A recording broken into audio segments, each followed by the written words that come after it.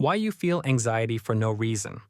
Have you ever noticed that everything seems fine on the outside, but inside you feel tense? Nothing bad is happening. No one is threatening you. It's a normal day. And yet, the anxiety is there. If you recognize yourself in this, let me say this right away. There is nothing wrong with you. You are not broken, you are not too sensitive, and you are not imagining it.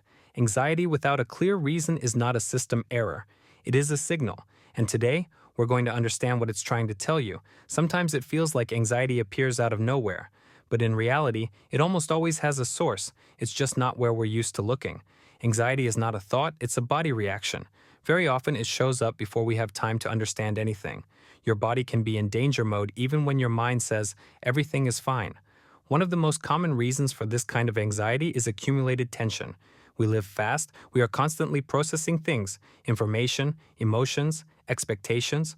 We rarely stop to actually digest what's happening to us, so the body does it for us.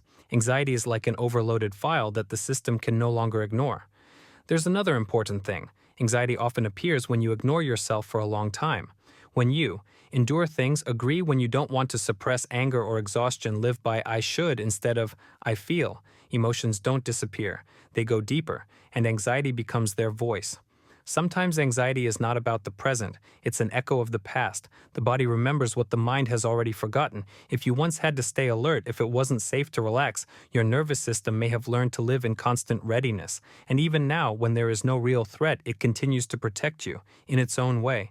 It's important to understand one thing. Anxiety is not your enemy. It's not trying to ruin your life. It's trying to keep you safe. Its method just isn't very pleasant. When we fight anxiety, it becomes stronger because the body hears danger. But when instead of fighting we create contact, something begins to change. There's a simple moment that is often underestimated. Anxiety grows when we try to control everything. We want certainty. We want to know in advance. We want everything to be clear. But life is uncertainty, and the more we resist that, the more tension builds inside. The good news is anxiety can be calmed. Not forcefully, not abruptly, but gently. The first step is to bring attention back into the body.